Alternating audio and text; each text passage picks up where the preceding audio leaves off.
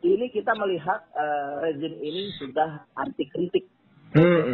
Karena saya langsung mendengar justru dari orang-orang mereka yang memang perintah dari boleh dikatakan pemimpin tertinggi saat ini, memang saya mendengar gitu kan, mudah-mudahan gak salah gitu.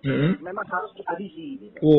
Harus dipites lah gitu. Nah kemarin dia minta dikritik itu gimana? Presiden kemarin minta dikritik secara lebih sering, lebih aktif gimana tuh?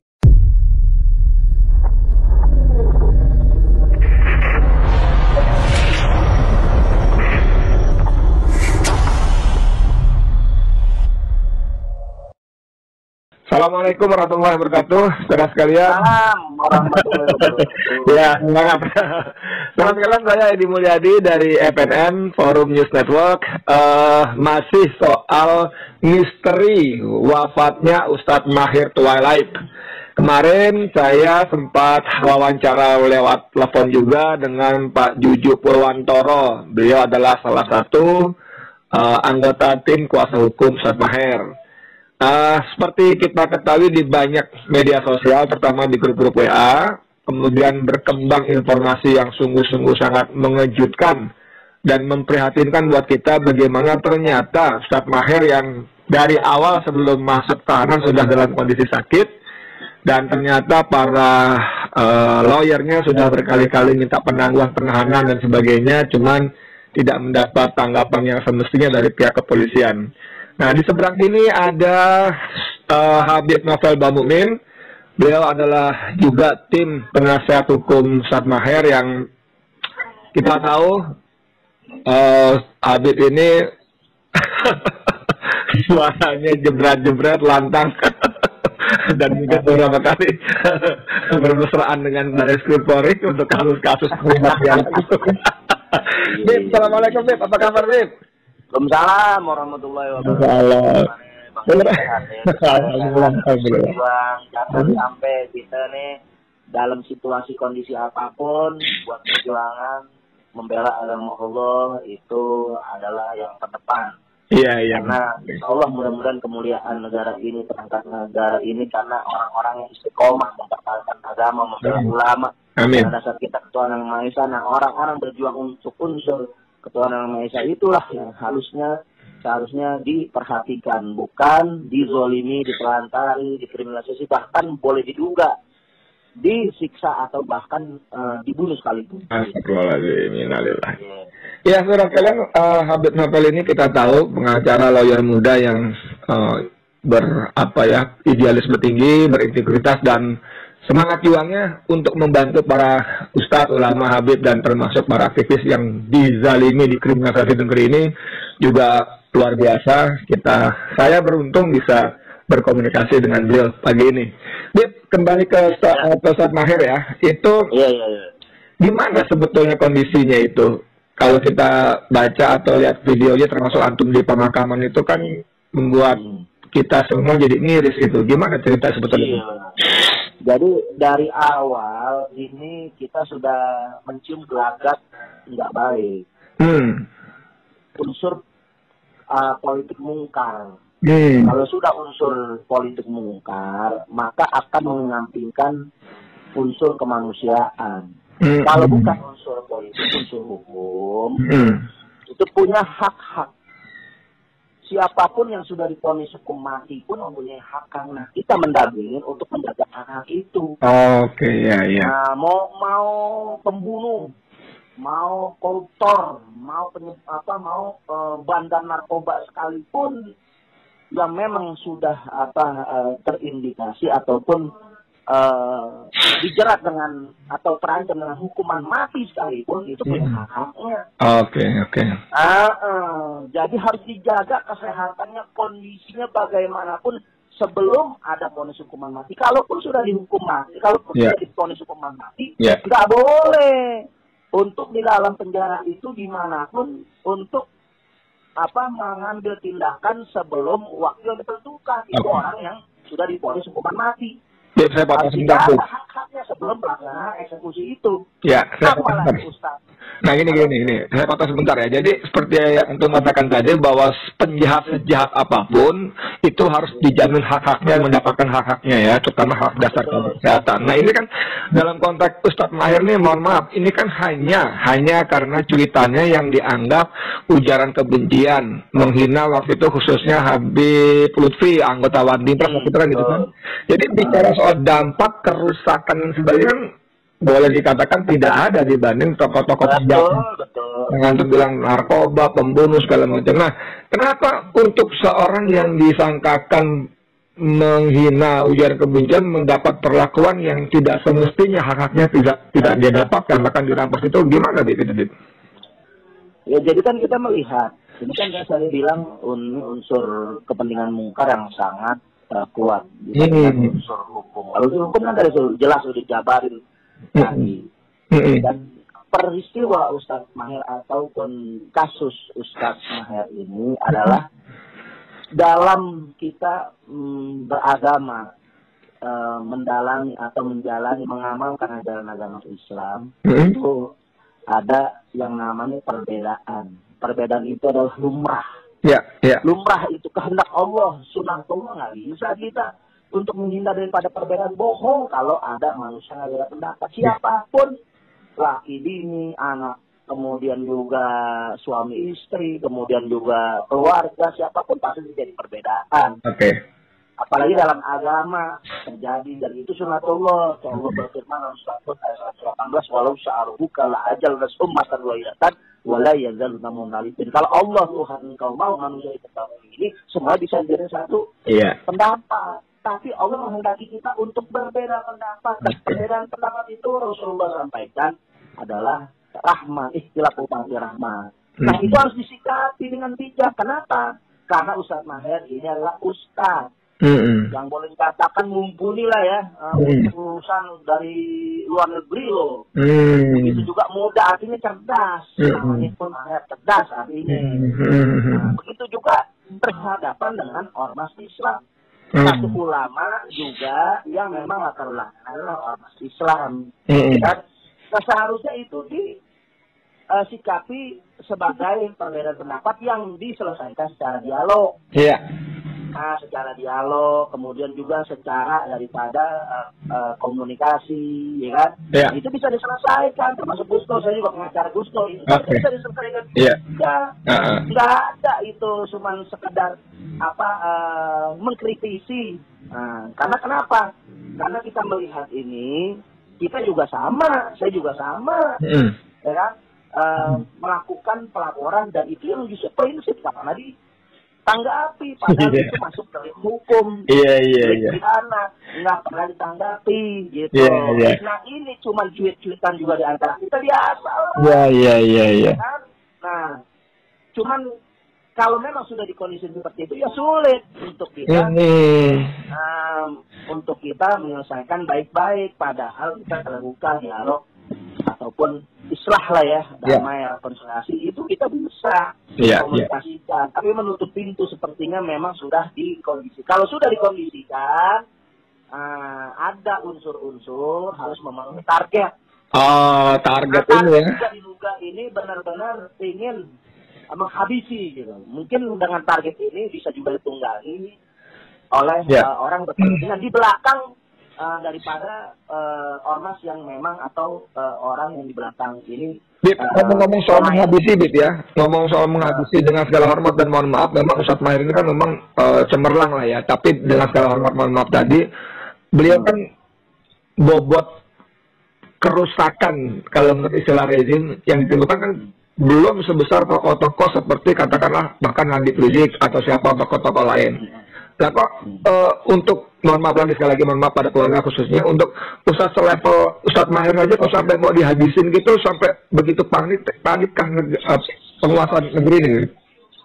Iya, jadi kita melihat ini rangkaian menghabisi ulama-ulama yang memang istiqomah lurus di jalannya, artinya dia menjalankan tugasnya sebagai mana mestinya, yaitu ulama posisi adalah oposisi. Ulama sejati oposisi, jangan salah. Jangan bawahi. ulama sejatinya oposisi yang memang selalu mengkontrol jalannya pemerintahan, memberikan nasihat, memberikan masukan. Itu seharusnya diperhatikan. Memang seperti itulah oposisi, dan itu harus dihargai karena pasti ulama tujuannya membangun bangsa ini, membangun negara ini, memelihara agama. Gitu. Nah, itu harus diperhatikan. Nah, saat ini kita melihat rezim ini sudah anti kritik. Karena saya langsung mendengar justru dari orang-orang mereka yang memang perintah dari, boleh dikatakan, pemimpin tertinggi saat ini, memang saya mendengar gitu kan, mudah-mudahan gak salah gitu. Memang harus dihabisi gitu. Harus dipites lah gitu. Nah, kemarin dia minta dikritik itu gimana? Presiden kemarin minta dikritik secara lebih sering, lebih aktif gimana tuh? Ya, makanya kita untuk melihat kritik itu kan boleh dikatakan manusia bisa aja basa-basi. Berarti kenapa? Karena kita melihat sudah banyak terlanjur permasalahan di negara ini. Dan mungkin karena terpojok, karena terpaksa mengeluarkan seperti itu, dan itu pun belum tentu dijalankan. Kalau memang harus dikritik, ya terima dong. Orang aksi damai, demo, ya terima, bukan diubah, 18-12 dibubarin. Demokrasi dihancurin. Mereka yang penggawa demokrasi, mengedepankan demokrasi luar biasa. Tapi mereka menghancurkan demokrasi, mereka yang menghancurkan Pancasila sendiri. Gitu. Mereka mengkhianati sendiri. Nah, pengkhianatan ini, penegak Pancasila kan Pancasila dan ulama, rumusan ulama. Justru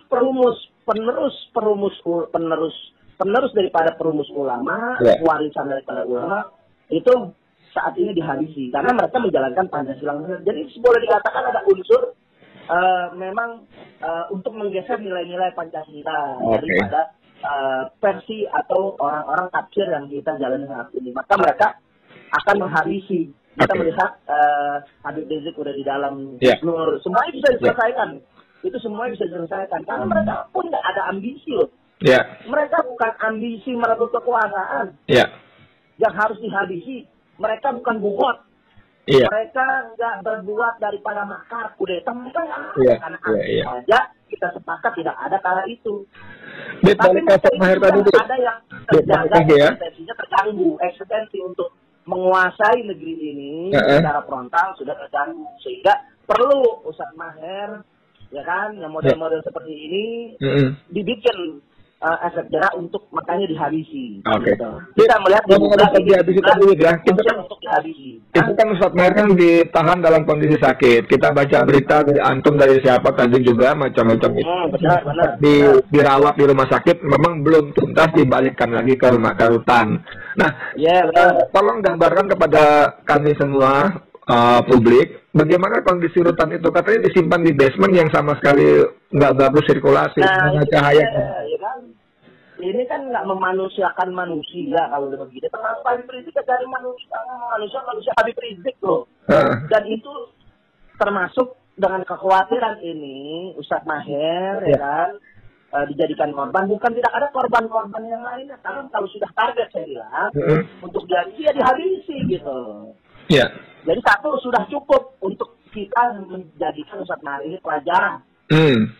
Nah, kalau memang unsur untuk memanusiakan manusia yang menjaga hak-hak hukumnya harus dilaksanakan, harus dijalani. Itu Ustadz Maher ditahan sudah jauh-jauh hari. Kita sudah mengajukan penahanan sampai 3 kali. Sampai 3 kali ya? Iya, bahkan saya datang bersama bersama Bang Yuju. Bang Yuju kan selaku ketua tim advokasi Ustadz Maher. Yang kita datang sebagai pengacara, kemudian bersama istrinya, anaknya, keluarganya, untuk menjenguk saja. Kemarin saya yang pasti nggak dikabulkan untuk menjenguk, melihat kondisi langsung, karena kita melihat kalau Ustadz Maher ini dijenguk oleh istrinya ketika sakit yang kemarin itu kan memberikan dorongan psikologis yang bagus, ya kan? Iya, artinya itu unsur kemanusiaan sebagai punya rasa kemanusiaan yang berkeluarga, ya pasti harus melihat istri dan anaknya. Itu terakhir. Yang mau itu kapan itu terakhir? Kematian, yang udah diponis hukuman mati, dikasih kesempatan ketemu anak, ini kok kagak ini dipersulit. Nggak ketemu Ketemu saja yang udah di gedung, itu satu gedung tinggal beberapa tinggal masuk ke beberapa ruangan. Kok dipersulit? Dan nggak ketemu akhirnya. Nggak ketemu, saya terakhir tuh. Kapan tuh, Bu? Kapan kejadian ini? Kapan tuh? Berapa hari sebelum dapat? 4 minggu, sebulan yang lalu. Itu lama sekali berarti ya? Iya, kan saya bilang. Dan itu sudah sampaikan. Oke. Kan apa susah nih, saya juga orang di dalam penjara. Saya kan tahun di dalam juga. Ketika itu, nggak segila rezim ini. Nggak dipersulit kita untuk ketemu. Gampang banget. Kecuali memang sudah terjadwalkan. Kecuali waktu itu memang cuma Sabtu Minggu, memang libur. Waktu itu saya hari itu bukan untuk bukan melanggar jam besuk, ada itu sesuai jam besuk. Iya, bukan hari libur, Sabtu Minggu. Kalau di penjara itu tidurnya gitu nggak di lantai ya? Ada alasnya, kasurnya dong? Kita melihat itu di basement. Basement itu kan ada termasuk macam-macam mesin genset. Itu ngaung terus 24 jam. Bunyi terus ya. Itu udah mengganggu kondisi daripada kesehatan, terutama pendengaran ya. Karena orang tahun itu budek. 1 tahun keluar dari itu budek. Nah, bayangkan di basement dung. Mana ada sirkulasi mana ada sirkulasi udara yang bagus. Apalagi matahari campur dicampur dengan daripada mungkin polusi daripada mesin genset itu sendiri. Ya, kemungkinan ada bocor, walaupun knalpotnya mesin genset itu ditaruh di luar, tapi itu bukan mungkin ada yang bocor. Jadi nggak bagus. Kemudian juga sirkulasi udara dan sinar matahari. Kalau tidur pakai alas nggak tidur? Pakai alas nggak tidur? Kalau tidur pakai alas ya? Kalau di penjara sih, walaupun di bawah pakai alas. Terakhir yang saya lihat, yang saya kan kemarin di mana? Di rumah sakit di kamar jenazah ya. Kamar jenazah, kasurnya yang ditidurin Ustaz Mahir itu pun di bawah. Di bawah. Cukup tebal di bawahnya. Kira-kira berapa senti tebalnya? Ada agak lumayan tebal, jadi bukan diangkat jasadnya, tapi kasur diangkat. Saya punya fotonya. Beliau tidur masih di kasur. Oke. Namun semuanya itu yang saya sesalkan adalah penanganan pengobatan.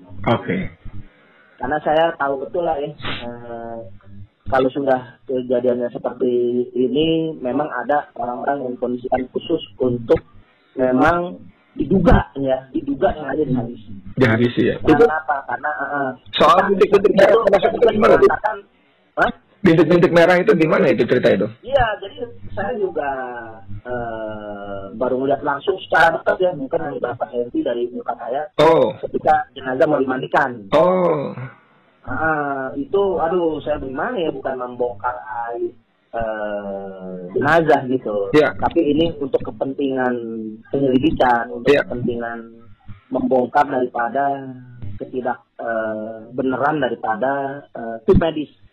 Bisa almarhum bisa seperti itu. Jadi bukan lagi merah-merah, tetapi daripada bingkaknya itu, lehernya, badannya sudah penuh dengan bintik merah yang hampir menutupi seluruh tubuh. Bukannya, jadi dominan lebih banyak, justru kulit yang normal itu hampir tertutup. Allah Akbar. Jadi kayak melepuh gitu ya? Dengan merahnya ini bukan sekedar warna, akan tetapi sudah sudah mengeluarkan daripada merah ini sudah mengeluarkan semacam peluka gitu. Luka. Jadi bukan sekedar merah doang, bukan warna doang, tapi sudah membuka gitu. Masya Allah. Jadi kalau kulit yang digaruk gitu, nongol gitu, merah berjendol begitu. Itu kira-kira kenapa tuh? Ada analisa kenapa dugaan? Bukan merah doang, pikiran saya merah doang. Iya. Nah, ini kan berarti nggak ada penanganan khusus. Semestinya orang yang sakit itu ditangani khusus di rumah sakit sampai sehat, dan itu jadi Ustaz Mahir ini kan dirawat sebelumnya, bukan dirawat, artinya ada pengobatan radang khusus yang harus minum obat selama 9 bulan. Sebelumnya sakit, ya kan? Nah, seharusnya itu dibawa ke rumah sakit, harus sampai sembuh mati kulitnya, ya kan? Kulit itu merah sebenarnya itu menimbulkan rasa sakit, menimbulkan rasa jatuh, itu bisa meriang, itu bisa benar-benar melumpuhkan daripada kondisi fisik daripada usaha itu harus diperhatiin, gitu. Waktu itu saya datang meminta karena beliau dalam perawatan atau kondisi berobatnya di rumah sakit Umi, ya kita minta merujuk kembali ke rumah sakit Umi, gitu, ngerti ya? Ya harusnya kan begitu. Kita minta kepada kepolisian penyidik waktu itu tolong dibantu Ustaz Maher ini, kita minta kalau nggak di penangguhan penahanan, dia minimal dibatalkan karena itu kan udah paling wajar, udah paling wajar, udah paling rendah, itu udah paling darurat dibatal. Karena alasan sakit dan tidak dipenuhi. Iya, padahal itu kan kondisi lemah, kondisi luar udah luar biasa, kondisi dalam luar biasa, seharusnya dibawa. Ternyata nggak dikabulin di rumah sakit Polri. Dibawalah ke rumah sakit Polri. Dibawa ke rumah sakit Polri dan itu nggak sesuai harapan, jauh udah sesuai harapan. Baru 3 hari 4 hari udah dibalikin lagi, ya Allah. Kaget kita, ya kan? Emang udah baik gitu, kita aja bukan dokter punya paham bahwa ini penyakit nggak bisa dibuat main-main seperti itu. Boleh diibaratkan dikasih seperti makan minum obat warung ya.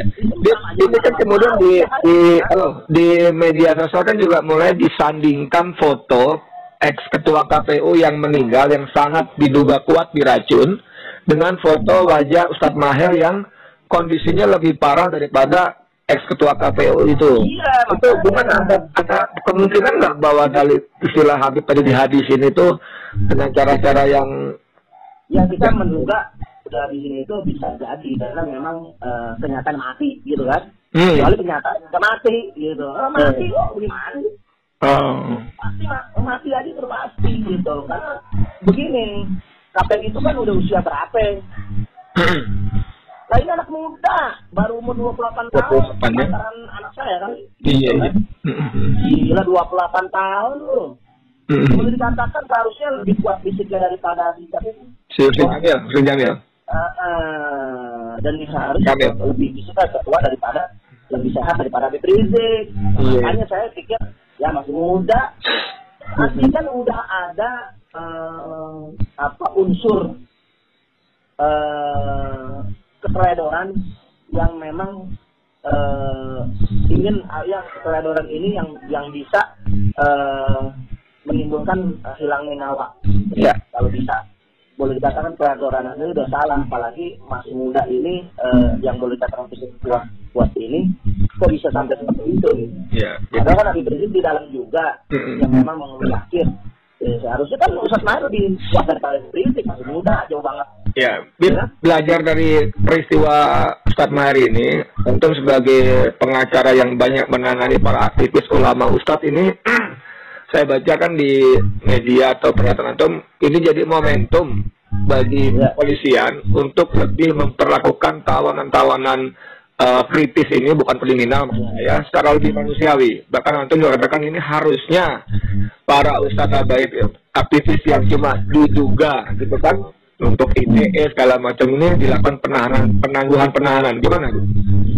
Penangguhan penahanan itu hak daripada tersangka ya. Iya. Itu hak dan itu diatur oleh undang-undang, bahkan pasal dalam undang-undang 45 pun itu sudah diatur ya kan. Untuk manusia ini dijaga kelangsungan hidupnya, itu hak loh. Warga negara Indonesia gitu. Ya kan? Nah, artinya tidak melihat unsur apapun. Kalau sudah memang ada haknya untuk dijaga kelangsungan hidupnya. Sampai pun bandar narkoba sekalipun, koruptor bagaimanapun, pembunuh sekalipun, harus memang ada dijaga itu hak-haknya atau hak hidupnya gitu kan. Nah, ini kita melihat Ustadz Maher ya Allah itu bukan masalah yang prinsip, ya masalah cuma memang unsur politik yang kental. Ini pertikaian politik ya kan, yang memang politik mungkar memaksakan kehendak ingin membungkam para ustadz untuk mengerikan betul-betul kepada para ustadz ini jangan sampai seperti Ustadz Maher. Artinya lo kalau sebagai usaha maher lo sama lo, nih lo lihat nih habis nih gitu. Oke. Memberikan kesan pesan untuk seperti itu. Jadi ada dari kasus ini ada pesan yang harus yang mereka ingin mau sampaikan. Ya ini sampaikan juga. Satu mati, gitu. Laskar 6 mati, gitu kan? Dihabisin memang gitu ya? Lo lihat dong, cuman kerumunan ditangkap semuanya. Itu padahal yang kerumunan juga mereka, mau yang di pesta, mau yang acara-acara mereka, mau acara olahraga, mau acara apa, nggak ada yang ditahan begini hari. Nggak ada yang ditangkap begini hari. Nah ini kan kita sudah melihat, yang awam udah pasti udah paham lah. Gitu. Terus sebagai penutup, apa harapan dari keluarga atau dari pihak kuasa hukum terhadap kasus ini, Dik? Ya kita akan bawa ke Komnas HAM, kita akan laporkan. Itu masih bisa ke Komnas HAM setelah peristiwa 6 hari ini? Walaupun kita melihat kekecewaan yang luar biasa, Komnas HAM sudah menjadi jubir ya. Sudah menjadi jubir kepolisian, yang memang kemarin dapat bonus lah lumayan 25 juta, udah tuh gajinya sampai 25 juta. Langsung naikin loh. Tukin punya kerja. Iya kan? Nah, cuman kita namanya ikhtiar usaha, prosedur harus kita jalanin melalui berbagai macam dari berbagai macam arti kita jalani. Oke. Nah, kita akan juga menghadap ke PR. Komisi 3 resmi. Nanti saya bikin juga menyurati. Kemudian juga kita akan roadshow kepada ulama, tokoh-tokoh untuk minta dukungan untuk membongkar kasus ini. Untuk juga mengangkat kasus ini sampai jelas terang benderang tuntas, walaupun ada ancaman daripada pihak kepolisian yang katanya ini penyakit sensitif, yang akan memalukan keluarga Setantang. Oke, silahkan buka data medisnya. Kalau memang itu penyakit yang sensitif atau boleh didaftarkan HIV, ya kan? Kenapa diperlakukan? Seharusnya justru kalau sudah HIV itu diperlakukan isolasi, ya nggak?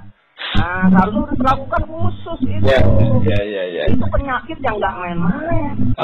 Seharusnya diperlakukan khusus, bukan ditelantarin, bukan disembarangin untuk tidak mendapatkan obat. Itu kezaliman yang luar biasa. Orang yang udah tahu, kan menurut mereka kan mereka yang tahu katanya.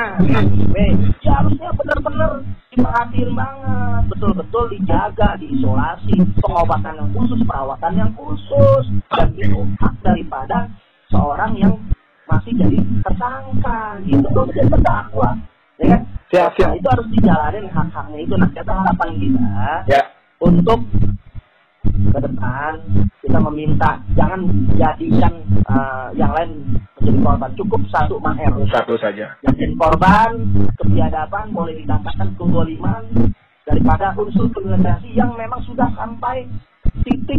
Bukan main-main lagi, tapi sudah kriminalisasi yang sampai mengarahkan daripada menghabiskan nyawa. Kriminalisasi kemarin masih kita terima, artinya bukan kita terima, kriminalisasi ini masih kita hadapi. Tapi kalau sudah unsur kriminalisasi menghabisi, ya kan? Ini nggak main-main. Kita akan berbagai macam upaya akan kita perjuangkan. Untuk jangan sampai ada seperti ini. Nah, kita berharap ke depan, tolong. Saya juga sudah mengajukan menahan karena saya kuasa hukum Habib Rizik Syihab juga. Nah, untuk minta kemudian juga saya kuasa hukum Gus Dur juga yang memang untuk penangguhan penahanan. Karena juga sudah cukup Ustadz Maher, jangan sampai Gus Dur Habib Rizik dan Hasbi Sopri, Maman Suryadi, Habib Idrus, kemudian juga Ustadz Haris, yang itu kita akan meminta untuk jangan ditempatkan di sel yang memang tidak jauh daripada unsur kemanusiaan. Dan kita minta untuk lebih sehatnya menjaga kelangsungan hidup warga bangsa Indonesia adalah untuk penangguhan penahanan. Karena kasus mereka ini adalah bukan kasus yang berat. Karena mereka ini boleh dijalankan yaitu untuk penangguhan penahanan, dan saya jamin tidak pernah akan melarikan diri, tidak akan menghilangkan barang bukti, dan tidak akan mengulangi yaitu apa yang telah dilakukan lagi. Dan ini saya jamin, jaminan bisa saya pribadi, kemudian juga jaminan bisa para ulama, jaminan juga para tokoh, jaminan juga para pejabat, karena saya sudah meminta jaminan daripada orang-orang termasuk anggota dewan itu sudah saya lakukan. Oke. Terima kasih banyak informasinya. Terima kasih banyak. Kita udah tangkap. Ya, intinya Antum sangat menduga kuat ini memang ada dihabisi setelah Antum terkait kedulan itu. Saudara sekalian, barusan ngobrol dengan Habib Novel Bahmumin, ini lawyer acara yang mendampingi Ustadz Mahir dan sejumlah tokoh lain yang pernah dipilih Shihab, Gus Nur dan apa yang lainnya. Ini luar biasa, masih terus muda, dan kita memang berharap bahwa harapan-harapan dari lawyer tadi dan keluarga tentang penangguhan penahanan terhadap para aktivis ustadz ulama yang bukan kriminal tadi benar menjadi perhatian buat pemerintah. Demikian saya kira kita tunggu bagaimana perkembangannya, dan saya Edi Mulyadi untuk Forum News Network. Terima kasih. Assalamualaikum warahmatullahi wabarakatuh.